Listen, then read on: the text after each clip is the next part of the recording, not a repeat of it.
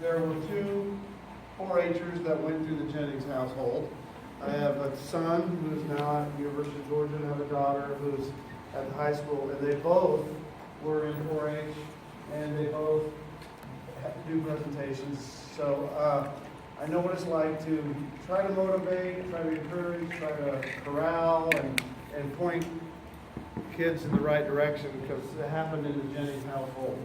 But thank you for being here. I think the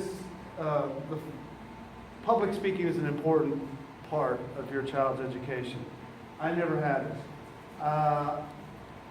Personal story, when I was a kid, I was the invisible student, and I liked it that way. I liked to be the one in the back of the room that hid behind, literally, hid behind the kid with the biggest afro or the biggest hairdo, so that I never got called on, never had to go up in front of the class and do a problem. I hated it. I didn't want to do it.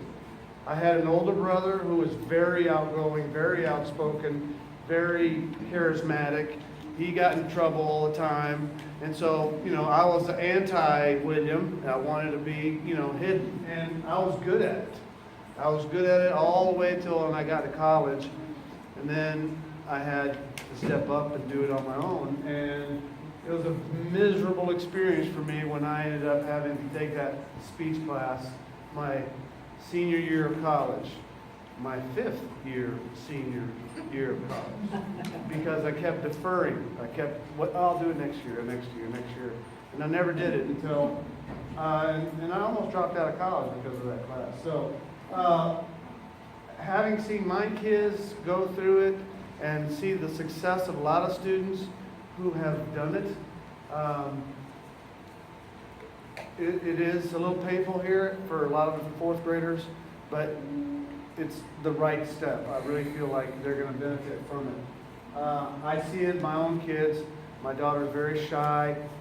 She has a hard time making eye contact, and for all her years of school, we kind of had to push her a little bit more, and I think she's kind of over the hump on that. And but your child's going to get some important skills in doing the public speaking aspect of 4-H, which will include critical thinking, communicating effectively, problem solving. These are all important skills that it's not about 4-H. Yes, 4-H does the facilitating of this event, but it's beyond 4-H. And so public speaking is one of the key components of 4-H. Yes, we started in agriculture, 1904. It's still a core value of 4-H, but citizenship, leadership, public speaking are also still very, very important. So, what is CPA? And you're going to hear a lot of things. You're going to hear CPA, you're going to hear DPA, you're going to hear something called Project Achievement. They're all the same thing. It's all public speaking. But CPA stands for County Project Achievement. That's what we're doing in the classroom. Okay? If they want to go to the next level, there's something called DPA, which is District Project Achievement. And it is something competitive in the classroom. Okay?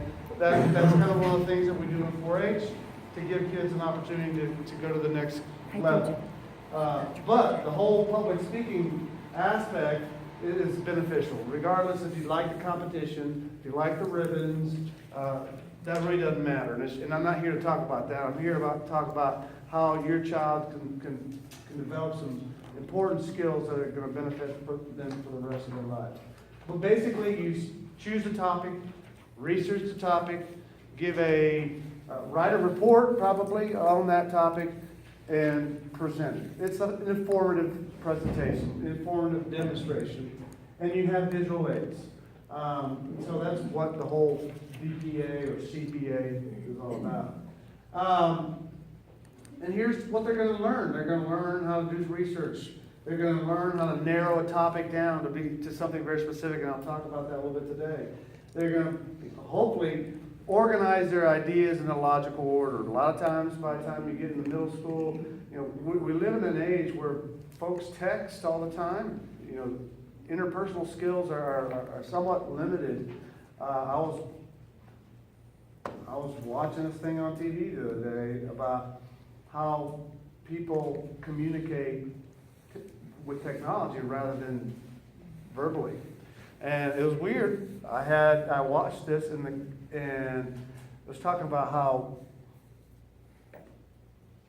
young people ask other out on a date. You know, back in the day, we'd pick up the phone or talk to somebody and say, hey, would you like to go out in for dinner or something like that? Or maybe you picked up a phone.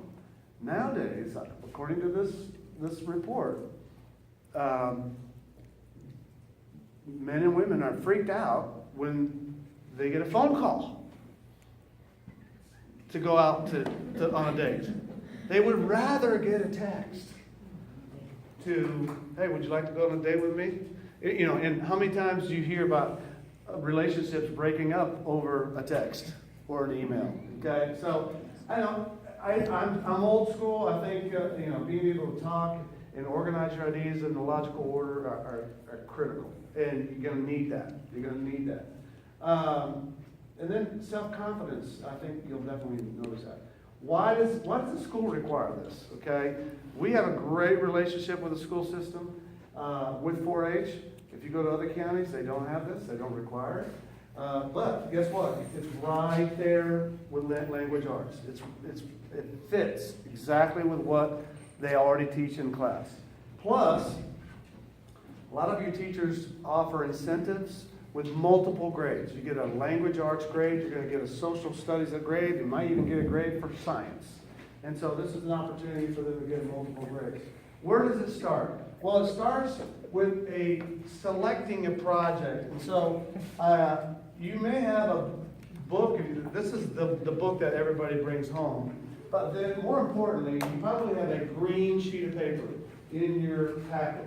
The green sheet of paper is an updated list of all the 4-H projects that you can choose from. So there's really, I think, 65 projects. And they're listed in the bold, capitalized letters. Okay? There's anything from agricultural awareness to history, to horse, to dog care and training, all the way down to wildlife. And those are the bolded large letters, those are projects. And they're very broad. You know, there's no way anybody can give a presentation on history.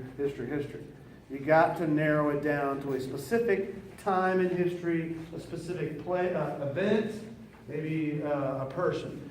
Or if you're doing dog care and training, you need to choose your breed of dog or something specific about the horse. And so those are just suggestions. On the green sheet, the big capitalized letters, those are projects. Below them, I just wrote out a few suggestions of what I've heard in the past. But it's key that they narrow down their project. And so this Venn diagram or graphic organizer, it's on the yellow sheet, and we go over this. Everything that I talk about today is stuff that I go in the classroom and talk about with your child. However, I'll give you some tips on how I got my kids in the right direction. I'll give you tips on how to make posters or how you can facilitate the whole process. But to begin with, I use this graphic organizer to help them organize and narrow down their topic. So I tell them, we start with a real broad project like history. We have over 2,000 years of recorded history. You're going to give a 5-minute presentation.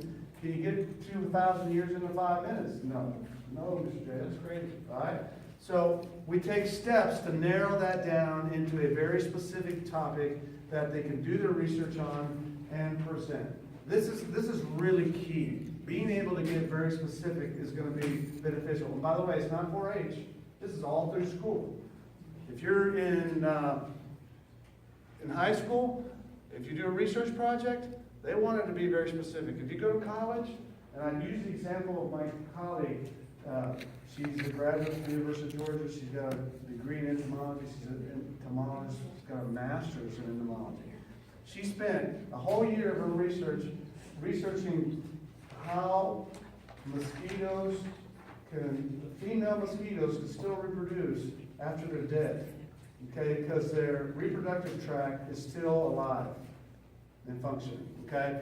And that's way down here, okay? And so that's an example that I want. I don't expect your child to do that, but I do expect them to take these steps. And if you follow my logic, if you go to the library and try to check out books on history, you're going to get 200 books. If you go on to the library asking about American history, you might get 100 books. Civil War, 50. Battles of the Civil War, you're looking at 20. Battle of Gettysburg, maybe 10 books. Okay, so you're narrowing down your research and your workload. And so that's going to be beneficial. And that's key to being able to be successful, not just 4-H, but any kind of research that you're involved in. Where do you start? Now, here's a tip. And I've never done this before. This is the first time that I've done this. But I went to YouTube. That's where I started. I've always been intrigued with the octopus. Okay, that's kind of my thing for my presentation today, and you're going to hear about it. But I remember many years ago watching a nature show, and so I just went to YouTube, put down, octopus, and sure enough, not the same nature show, but a 5-minute segment that kind of spurred my interest. And I had information in the video about how intelligent an octopus is. And that got me going, got my juices flowing, so to speak. And so that's where I started. And then obviously I did more research, checking out usually magazines or online articles. That's kind of facilitates it for me. I remember back in the day. Remember the day when you go to the library, you get the card. What's that little drawer that you would card catalog and you go through there and you look? Nowadays we have that all on Google, and everybody just says go Google it. And by the way, when you narrow it down to a specific topic, you can have fewer hits on Google and very specific in your research. Some kids, in the middle school, they're asked to have a bibliography. Where's your references? Where did you get your information? If you have a grandfather or somebody you want to interview, you can do that too. Okay, that's this whole process of learning and doing some research. I had one kid that had, he was talking about the U.S. Forestry, and his dad works for the U.S. Forestry. So he interviewed his dad, and at the end of his speech, he used his dad as a reference, and I thought that was kind of a neat thing to do. I know the student that talked about being in the military, and he talked to his uncle, I think, and so it can be beneficial in that sense where they can work as a family unit to get this thing done. So, after you pick your topic and you've done your research, I use this hand as a guide because in 4-H, we have an introduction to your presentation, you have your main ideas, and you have a conclusion. So this is kind of silly to say, but when the kids all here in 4-H, you tell your audience what you're going to tell them, then you tell them, and then you tell them what you just told them, okay? That's a typical 4-H presentation. Now, it's not just 4-H, because I sit behind my preacher every Sunday because I'm in the choir. And I'm like this because I do this all the time. I'm listening for an introduction. I'm listening for his main points, and I listen to him wrap it up. Okay, in my church, my preacher has a little bulletin thing. We've got 4 main points. Every time he's got a speech or a sermon, he's got 4, 3, 5 main ideas. He does have some type of story that he introduces the sermon with, and then he concludes it with a wrap-up. It's not just him. Whenever I watch the State of the Union address, I'm zoned into those things. I'm checking to make sure they're doing. It's like I'm a judge. Did they do it? Put them a check mark. So it's a skill that is not just 4-H, but in the setting that we're going to be in and your child's going to be in. Yes, this is what we want. Okay, and I encourage to have a lot of the 4th grade teachers are wanting them to have 3 main ideas. I use 4 because there's just so much information for me to share. 5, you can have 5 main ideas. The goal, and I like the use of the hand, is I want a 5-minute presentation, 5-minute show and tell, okay? So make sure you have enough information in your research to be able to carry that over in a presentation. So let's talk about the middle part of the presentation. That's the most important part in the sense that that's the bulk of your research. You will write 3 to maybe 5, maybe even 6. I like longer paragraphs. The teachers will tell them, oh, we want you to write 3 paragraphs about your 3 main ideas. 1 paragraph per main idea. Well, if it's only a 3-4 sentence paragraph, it's not long enough. So we need to expand on it, on each main idea. That's why I might say up to 6 to 8 sentences, maybe even more, just to make it big enough for a presentation that's 5 minutes long. Okay? Now, once that's done, the next part is what I consider the easy part, and that would be the introduction and the conclusion. Just like when you're writing an essay, your topic sentence is what's going to catch the audience attention, and then obviously you wrap it up at the end. So same thing with a speech. Your introduction is basically a 2-sentence paragraph or 3-sentence paragraph about who you are, what your topic is, and maybe something that catches people's attention. How many of you guys have 4th grade students or 4th grade parents? Okay, all right. 4th grade students are only asked to give a simple introduction like, hi, my name is Mr. J. Today I want to talk about the octopus and how it's a master of disguise. I want to talk about its anatomy, how it's known to be one of the smartest of all sea creatures, how it defends itself, and how it reproduces. Simple introduction for 4th grade. That's all they're asked. Now for 5th grade, they're asked to come up with a hook. A hook is a story, a statement, or something that's going to draw you into their speech or their presentation.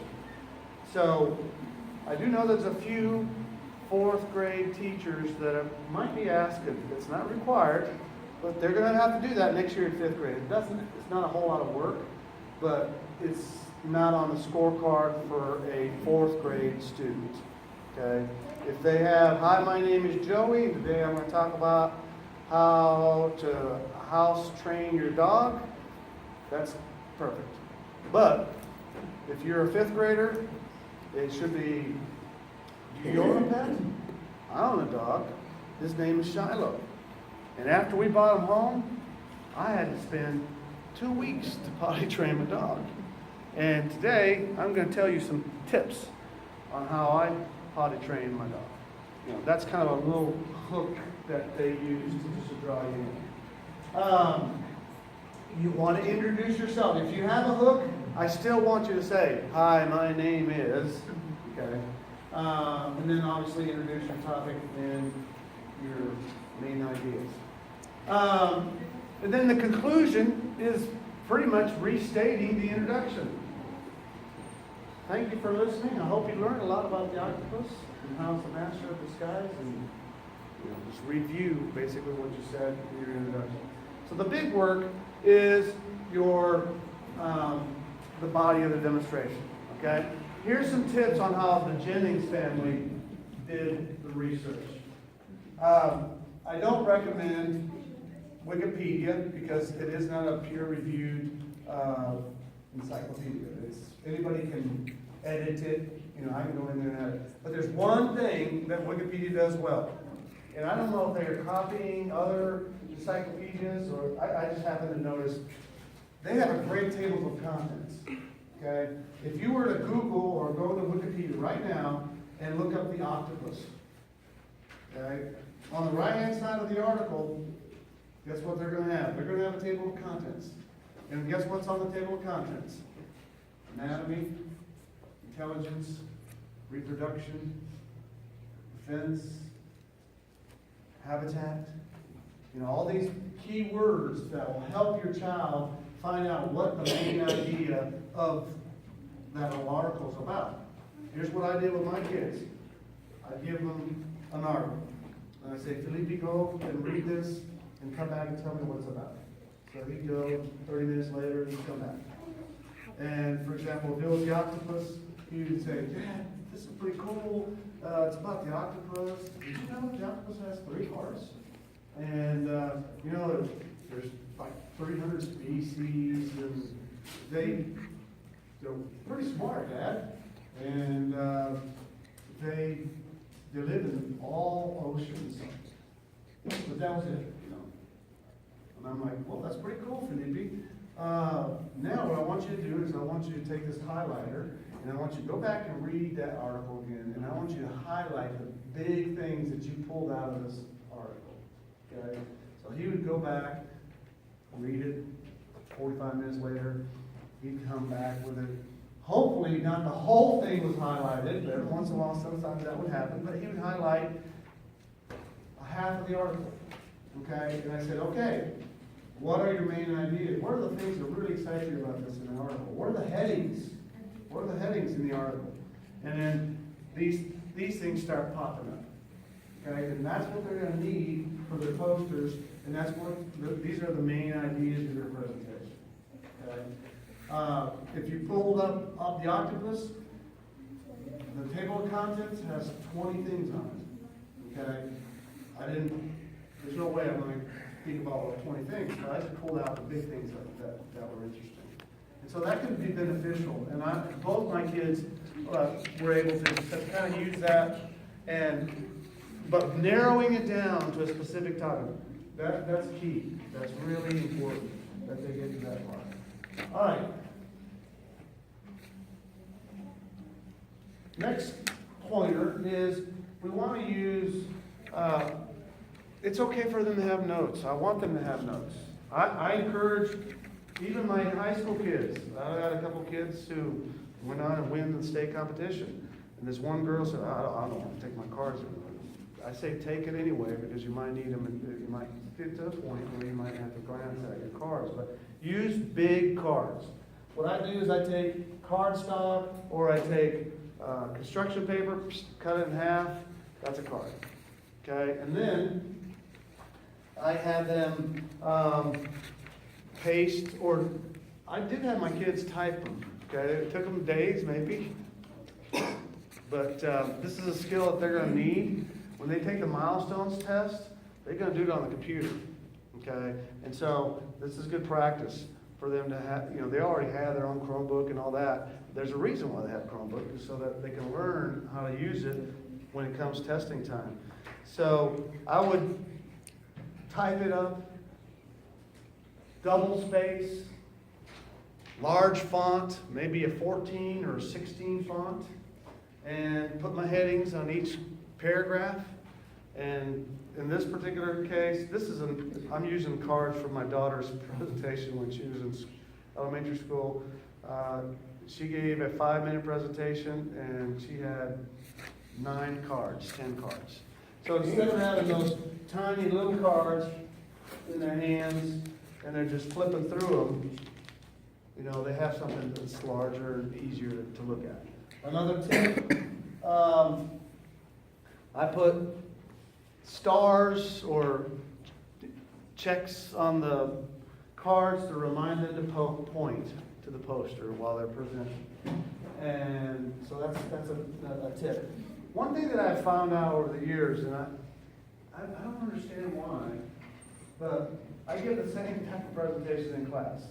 And I model it for them so that they can see this is what I'm looking for. But I have noticed a lot of the students wait till the very end of the presentation. They talk about the octopus, talk about its anatomy, talk about its defense and everything. And then after they're done with their speech, then they're like, oh, yeah, here's my poster, and this is the octopus anatomy, and here you can see it's manipulating you use the poster during the presentation. Okay, that's very important that it's incorporated in the presentation, and it happens often. So that'd be another tip that you could help your child with. Visual aids. I tell them it's show and tell. Yeah, they've been doing it since kindergarten, but now it's a little bit more formal. So you have to have something to show. Posters are what we're asking all our 4th and 5th graders to use for show and tell. There may be a move towards using PowerPoints, okay? I'm piloting the middle school. As a matter of fact, the 6th graders are eligible to use this. Depending on how that works, I'm a little scared because there's a lot of potential technology issues, okay? Because right now, everybody has to store their projects in the cloud. And then when it comes the day to present, if the internet's not working, then, you know, you got issues. There's a couple of this projector, you can see it's flashing. There's 1 or 2 at the middle school that the colors are all wrong. So you have potential issues with technology, but guess what? We're moving in that direction, okay? So posters, you want them to have to communicate what your topic's about, obviously. Trifold is what I recommend. And so it's 3 posters in one. In the past, when we used those flimsy posters, you're welcome to use any poster. It doesn't have to be a trifold. If you want to buy that styrofoam poster board, it's more expensive. It's fine, you know, but you do need to have at least 2 to 3 posters. 1 poster with a title, 1 poster or 2 posters with the main ideas. That's why I say get a trifold board. It's $2, $3. It travels well. You have everything you need in just 1 poster. So if you want to use those foam boards, I think they're a little bit more expensive, and I've noticed kids using them, but this to me is least expensive of all. If you have a prop, bring something to show. Now, what can you bring and what can't you bring? You can't bring any weapons. Okay, so if you have an airsoft gun, that's a weapon. And if you have a bow and arrow that you want to bring, you might get away with a bow, but you probably can't bring, you will not be able to bring the arrow, period. Okay? I remember doing this 17 years ago upstairs. This one boy had a knife collection. Okay? And this was before the big to-dos about everything. And we did this. You know, he had an awesome knife collection. But that's Richard Sorrell. Okay? And his mom was a teacher at the middle school. And he's a lawyer. Okay? He's a good kid. Good presentation. But those days are over, unfortunately. And so, no weapon. And then, no animals. No live animals. Okay? So that I know that brings a little bit of a... And the reason why we don't do live animals because... Huh? Yes, they can go crazy. You can have accidents. And then if you go to the next level of competition, you're not allowed to bring animals. So it's better that way. And anything that's going to help your presentation be more effective. Now, when you're making a poster board, don't pack it with too many pictures. They're going to want to put pictures everywhere. White space on a board is fine. I say that white space is our friend. You don't want to get too cluttered. Large words that people can see from the back of the room. It'll be a classroom, not as big as this, but you want people, your judges, to be able to see what's on the poster. And don't just have something on the poster just to have it. It needs to be related to the presentation. Here's what I do. I recommend matting any text. Okay, so basically, this is construction paper with regular white paper on top. It accentuates what's ever there. Here's another trick. Rubber cement is a great tool to glue stuff on your poster. This poster is 5 years old, and I do this every year. You know, you pull it off, move it around, you put it back on, and it stays. It won't stay there forever, obviously, but it's forgiving. You make a mistake, it's all crooked, you can twist it, and it fits well. It does kind of smell funky. I would supervise your child with the use. But it is better than Elmer's. It's probably better than the glue sticks that are available. So that's a tip that can be beneficial. Next is the scorecard. Take a look at the yellow sheet in your packet. We've got extras if you don't have a yellow sheet. But this is the rubric that is used to grade. Now, if you notice at the very top of the rubric, at the very, very, very, very top, it says 5th grade, I think. Does it say 5th grade? Okay. So this is not the rubric your 4th grader will be using. It's very simple. The only difference between this scorecard and the one your 4th grade scorecard is if you look down at the quarterly progress, I think it's number 4. Does it say he's at a hook on yours? Yeah. It's not going to say that on the 4th graders. It's all it's going to say is introduction, and it'll say, hi, my name is, that's the only difference, okay? Everything else is the same. But, you know, if your child's going to be doing it next year, you know, it's a preview of what's there. How are they going to be graded? Well, let's talk about grade, because I don't give a grade. My judges are the ones that are giving the grade, and the teacher is the one that's giving the grade. They use this rubric. They know your child. They know how long they've worked hard on this and progressed. So they're the ones that are going to put the grade in the grade book. Okay? Now, what will happen is the day of CPA, which will be, by the way, October 31st for 4th graders. We'll talk about that a little bit too.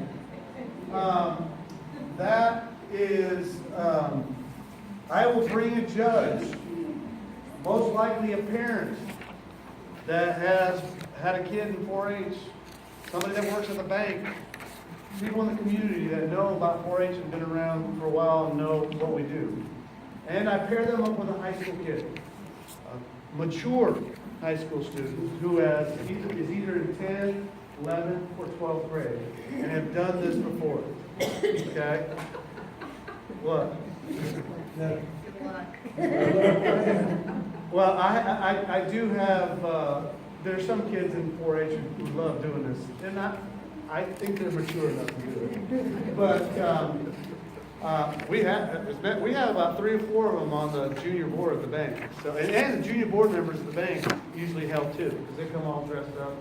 And so, if you are available and would like to be a judge, I would love to have your name on the list, and who knows, I'll call, pick you up, pick the phone up. And it's kind of neat because you get to see what other kids are doing, and who knows, maybe next year you want your child